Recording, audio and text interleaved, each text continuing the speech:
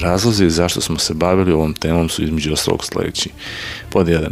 Nijedan savremeni politički sistem, makoliko sam deklarisao kao pluralistički, nije oblikovao tako raznovrsne i mnogobrojne mogućnosti izražavanja različitih konkretnih interesa kao politički sistem socijalističkog samoupravljanja. 2.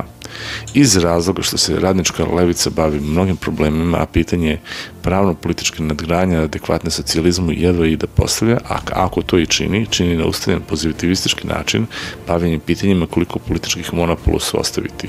1, 2 ili više ugledajući se na sisteme parlamentarne predstavničke demokratije buržovaskog karaktera, odakle zahteve recimo za blokom socijalističkih partija, umesto bavljenja pitanjima kako da se postepeno, ali sigurno likvidira svaki oblik političkog i drugog monopola, jer je svaki u suprotnosti sa doslednim razvitkom samoupravljanja kao integralnog sistema. Pod 3.